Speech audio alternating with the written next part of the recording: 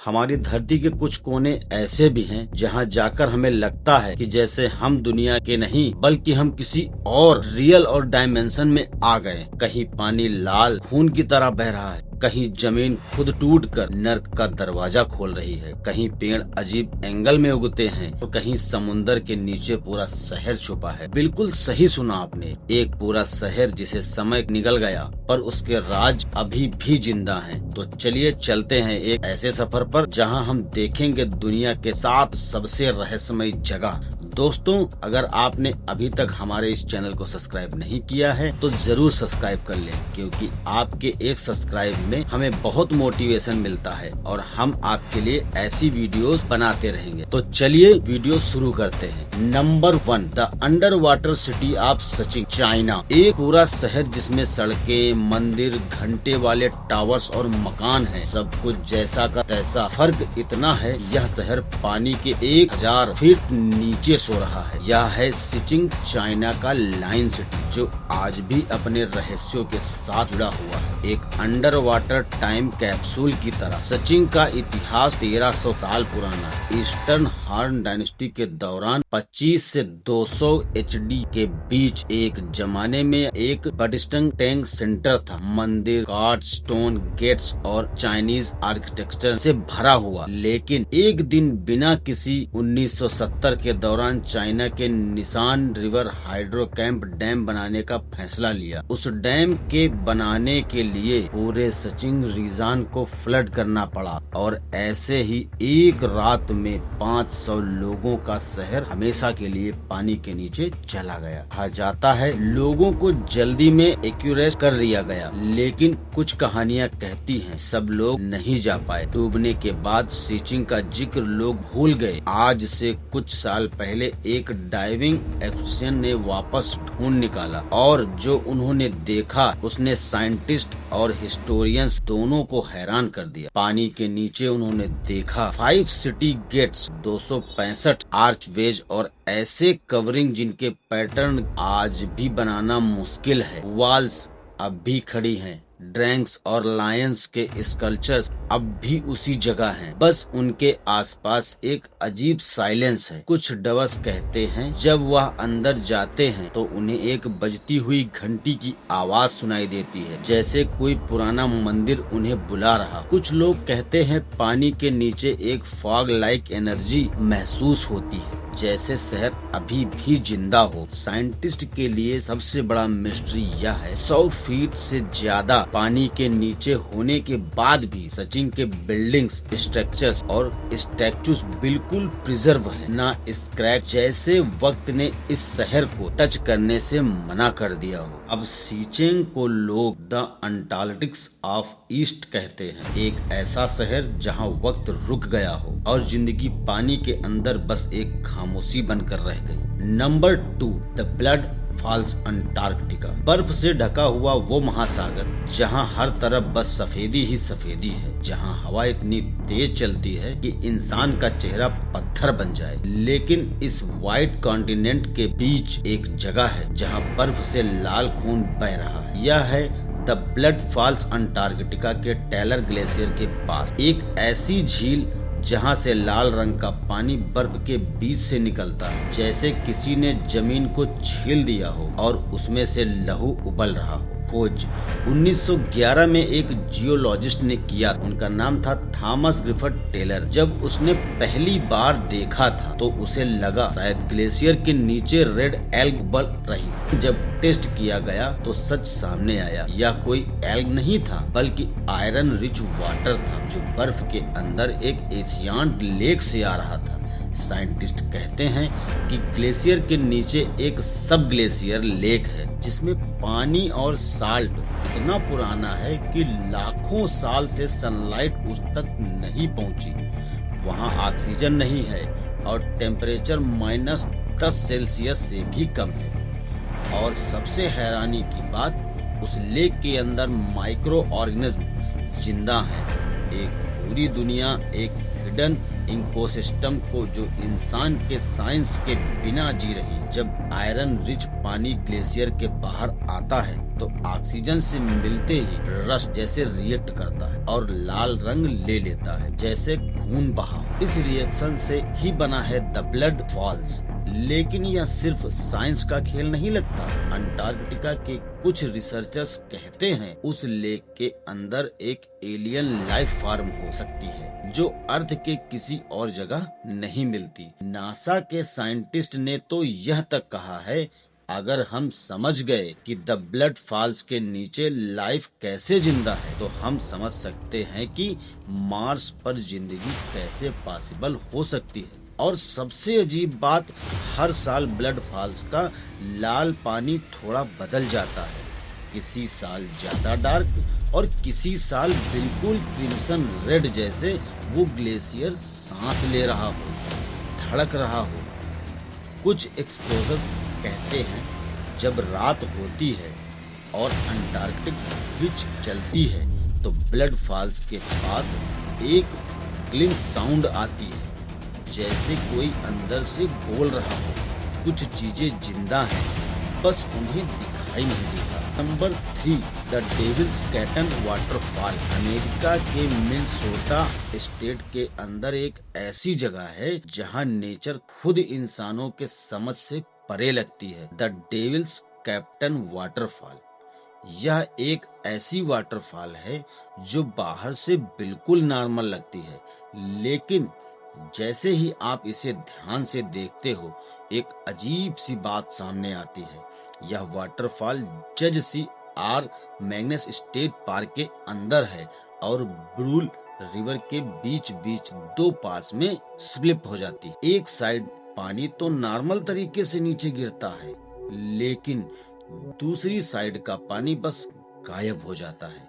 हाँ, literally disappear. वो पानी एक डीप होल के अंदर गिरता है जिसे लोकल दी डेविल्स कैटल कहते हैं। पता नहीं वह पानी कहाँ जाता है। कोई स्ट्रीम, कोई रिवर, कोई आउटलेट, कुछ भी नहीं दिखाई देता, कुछ मिलता ही नहीं। साइंटिस्ट ने सालों तक इस मिस्ट्री को सॉल्व करने की कोशिश की। उन्होंने डाई, पिंक्स, पोंग बाल्स और इवन जीपीएस ट्रैकर्स तक इस होल में डाले, लेकिन सब गायब हो गए। कोई भी ऑब्जेक्ट कभी किसी रिवर, लेक या आउटलेट के पास वापस नहीं मिला। कुछ लोग कहते हैं कि यह पानी किसी अंडरग्राउंड लावा ट्यूब के थ्रू सीप कर जाता है। कुछ लोगों के हिसाब से यह एक अननोन सबटेरेनियन रिवर सिस्टम का हिस्सा, और कुछ लोगों का मानना है कि यह जगह एक नेचुरल पोर्टल, एक ऐसी जगह है दुनिया के डायमेंशन एक दूसरे से टकराते हैं। जो भी सच हो, एक बात तो पक्की है,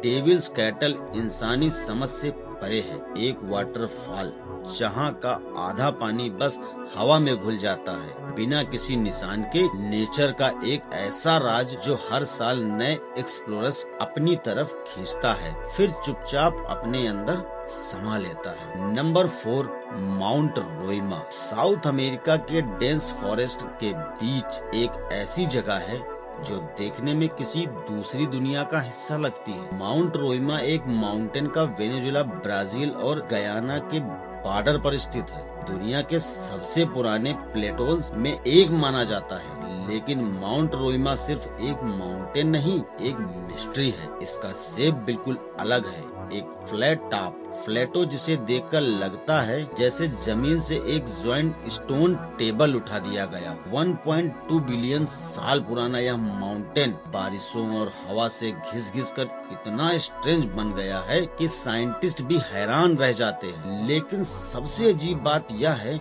कि माउंटेन रोराइमा के ऊपर का जो इकोसिस्टम पूरी तरह अलग है। वहाँ कुछ ऐसे प्लांट और क्रिएचर्स मिलते हैं जो कहीं और नहीं पाए जाते, जैसे वो एक अलग ही दुनिया हो। बारिश लगभग हर दिन होती है। क्लाउड्स इतने डेंस होते हैं कि ऐसा लगता है जैसे माउंटेन किसी मैजिकल फॉग में छुपा हो जहां देवी देवता रहते हैं। कुछ लेजेंड्स के मुताबिक एक समय था जब डिवाइन फ्लड ने पूरी दुनिया को धोया था और माउंटेन रोइमा उस वक्त भी इकलौता था जो पानी के ऊपर था, एक ब्रिज बिटवीन हेंडर एंड अर्थ। और सबसे ज्यादा फैंटास्टिक बात, कुछ रिसर्चर के हिसाब से माउंटेन रोइमा की वह जगह हो सकती है जहां से सर आर्थर कोनान डॉयल ने अपनी famous novel the last world का कॉन्सेप्ट लिया था। एक जगह जहां एंसिस्ट डायनासोर्स और प्री हिस्टोरिकल क्रिएचर्स अभी भी जिंदा हैं। आज भी जब कोई वहां पहुंचता है तो उसे लगता है जैसे वो किसी और प्लेनेट पर आ गया हो। आसपास सिर्फ मिस्ट, मांस और एक साइलेंस और एक महसूस होता है कि कोई देख रहा है कहीं से ऊपर से। माउंट रोइमा एक जगह है जहां साइंस और माइथोलॉजी दोनों मिलकर भी जवाब नहीं दे पाते। एक माउंटेन जो लगता है जैसे खुदाओं ने खुद बनाया। Number 5, the door to the guide. Peru के रिमोट माउंटेन्स के बीच एक ऐसी चट्टान खड़ी है जो देखने में बिल्कुल आम लगती है, लेकिन जब आप उसके पास जाते हो तो उस पर कवर्ड एक डोरवे नजर आता है, एक परफेक्ट रेगुलेटर शेप जो कहीं नहीं जाता और कहीं से आता भी नहीं। इसी जगह को कहते हैं the high mica, the guard of the God. यह दरवाजा किसी मंदिर का हिस्सा नहीं है, बल्कि यह तो एक सॉलिड रॉक फेस कवर्ड एक डोरवे है, एक ऐसा गेट जिसमें कोई एक्चुअल एंट्रेंस ही नहीं, लेकिन लोकल लेजेंड्स के मुताबिक यह डोर देवताओं का द्वार, जहां से कुछ लोग परलोक या देवलोक तक जाने में सफल हुए। इनका कहना है कि प्राचीन समय में इनका प्रीस्ट था, उनका नाम था अमारू मेरू। जब स्पेनिश पेरू में घुस आए तो अमारू मेरू अपने साथ एक गोल्डन डिस्क लेकर यहाँ आए जो उन्हें सन गॉड के मंदिर से मिला था। उन्होंने इस दरवाजे के सामने वो गोल्डन डिस्क दरवाजे को सेंटर में लगाया तो एक ब्लाइंडिंग लाइट छोड़ी और प्रीस्ट उस डोर के अंदर गायब हो गया। उसके बाद से वो कभी वापस नहीं आया। तब से लोग कहते हैं यह क्वेरेटा द हैमर सिर्फ एक स्टोन कवरिंग नहीं बल्कि एक डायमेंशनल पोर्टल है। कुछ ट्रेवलर्स बताते हैं कि जब वो उस दरवाजे को हाथ लगाते हैं तो उन्हें अपने शरीर में एक एनर्जी सर्ज महसूस होती है और कुछ को तो स्ट्रेंज विजन्स भी दिखते हैं। पुरानी सिविलाइजेशन, ब्राइट लाइट्स और जायंट बीइंग्स के डार्क साइंस के पास बात का कोई एक्सप्लेनेशन नहीं है। कुछ लोग कहते हैं यह सिर्फ रॉक इरोजन का रिजल्ट है, पर जब आस पास डोर के खड़े होते हैं तो एक अजीब सा पल महसूस होता है जैसे वो आपको अंदर बुला रहा हो। और सबसे रहस्यमयी बात यह है, जब इस डोरवे के आसपास लाइटिंग गिरती है तो लोग कहते हैं एक ब्लू ग्लो इसके अराउंड दिखाई देता है, जैसे कोई डोरमेट पावर अब भी उसके अंदर छुपी हो। क्या यह सच में देवताओं का द्वार है या किसी लास्ट एंसेंस टेक्नोलॉजी का निशान, कोई नहीं जानता। बस इतना कह सकते हैं जो भी हाई मार्का के सामने जाता है वो वापस इंसान बन के नहीं लौटता। Number 6, the crooked forest. Poland के वेस्ट पोमरानिया रीजन के एक छोटा सा फॉरेस्ट जिसे लोग कहते हैं द क्रूकड फॉरेस्ट, और यह दुनिया के सबसे अजीब और रहस्यमयी जंगलों में से एक है। दूर से देखो तो यह एक आम फॉरेस्ट लगता है, लेकिन जैसे ही आप अंदर जाते हो आपको नजर आएंगी 400 के करीब पाइन ट्रीज जो सब के सब एक बिजर शेप में मुड़े हुए। हर ट्री अपने बेस में से लगभग 3 फीट ऊपर तक परफेक्ट 90 डिग्री एंगल में नॉर्थ की तरफ मुड़ता है, फिर वापस सीधा ऊपर बढ़ता है जैसे किसी ने इन्हें फोर्सफुली बेंड करके छोड़ा हो। यह सारे ट्रीज एक डायरेक्शन में झुके हुए जैसे किसी ने एक साथ उन पर कोई स्ट्रेंज मैग्नेटिक पुल या ग्रेविटेशनल एक्सपेरिमेंट किया हो। साइंटिस्ट और हिस्टोरियंस दोनों यह समझने की कोशिश कर रहे हैं कि आखिर इन ट्रीज का यह शेप बना कैसे। कुछ लोग कहते हैं यह सब ह्यूमन एक्सपेरिमेंट का रिजल्ट है। उनका कहना है कि 1930 के आसपास लोकल लोगों के इन ट्रीज को बोट या फर्नीचर बनाने के लिए इंटेंशनली पेड़ किया गया था ताकि इनका वुड नेचुरली कर्व हो जाए। लेकिन यह थ्योरी एक सिंपल सवाल पर अटक जाती है, अगर यह मैन मेड था तो यह टेक्निक सिर्फ यहाँ ही क्यों यूज हुई और यह सारे ट्रीज एक ही पैटर्न में कैसे उग गए। दूसरी तरफ कुछ लोग कहते हैं यह स्ट्रेंज ग्रेविटेशनल अनोली का रिजल्ट है, कहीं कुछ मैग्नेटिक फील्ड ने उन्हें बेंड कर दिया हो, या शायद किसी कॉस्मिक इवेंट या इफेक्ट हो जो सिर्फ इस जगह पर हुआ। लेकिन सबसे फैंटास्टिक थ्योरी आती है लोकल लोगों से। उनका कहना है यह ट्रीज अनचेक्ड है। उन्होंने यह कहा है यह जगह कभी एशियंट एनर्जी फील्ड का हिस्सा थी जहां नेचर के रूल्स अलग। कुछ लोगों ने यहां विस्पायरिंग विंड्स और शैडो फिगर्स देखते भी बातें कही जाती जो रात के समय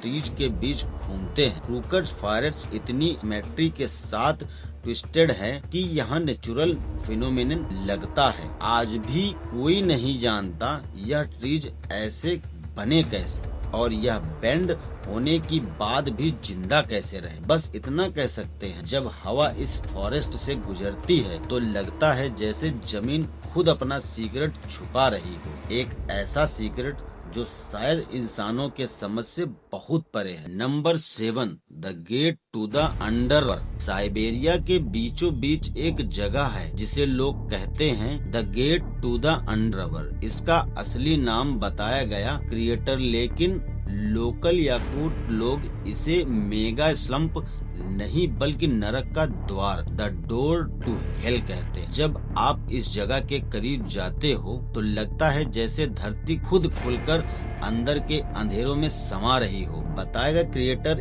1 किलोमीटर लंबा और 100 मीटर गहरा मासिव सिनखोल है जो हर साल और भी बड़ा हो जाता है। यह कोई आम क्रिएटर नहीं, यह एक जीता जागता वार्निंग साइन, नेचर का ही धरती हिस्सा किसी तरह टूट रही। इसका फॉर्मेशन 1960 के आसपास शुरू हुआ जब साइबेरिया में पहली बार पेड़ काटने की जमीन से नेचुरल इंसुलेशन खत्म हो गया और उसके नीचे परमाफ्रॉस्ट यानी बर्फीली जमीन मेल्ट होने लगी और जैसे जैसे वो पिघली अंदर से धंसने लगी। पहले छोटा सा स्लोप बना, फिर वो धीरे धीरे एक मॉन्स्टर पिट में बदल गया। आज यह इतना बड़ा हो चुका है कि सैटेलाइट से भी क्लियरली दिखाई देता है। लेकिन सबसे अजीब बात यह क्रेटर सिर्फ जमीन तोड़ नहीं रहा बल्कि पास्ट को जिंदा कर रहा है। जब साइंटिस्ट ने बताया कि अंदर रिसर्च की तो उन्हें मिले प्रीहिस्टोरिक एनिमल रिमेन्स वाली मैम्स के बोनस और ऐसे प्लांट जो लाखों साल पुराने। यानी यह creator literally earth time machine बना रहा है जो हमारे सामने धरती के अंदर छुपे मिलियन साल पुरानी कहानियां खोल रहा है। लेकिन लोकल्स इसे एक भूतिया जगह मानते। उनका कहना है जब आप इस जगह के पास जाते हो तो आपको एक अजीब घुरघुराहट सुनाई देती है, जैसे जमीन के अंदर से कोई चीजें करा रही। कुछ लोग कहते हैं यह धरती के अंदर से आत्माओं की चीख जो कभी शांत नहीं होती। और सबसे हैरत की बात, साइंटिस्ट कहते हैं यह क्रेटर रोज बढ़ रहा है, हर साल 10 से 20 मीटर तक फैल रहा है। अगर यह ऐसे ही बढ़ता रहा तो एक दिन पूरा साइबेरिया जॉइंट ओपन वाउंड बन सकता है, एक जिंदा गेट टू द अंडरवर्ल्ड। यह जगह सिर्फ एक नेचुरल वंडर नहीं, एक साइलेंट प्रोफेसी है जो हमें बताती है कि जब हम नेचर से खेलते हैं तो धरती कभी चुप नहीं बैठती और जब वह जवाब देती है तो उसका रूप कुछ ऐसा होता है जो देखकर लगता है शायद सच में नरक का द्वार है।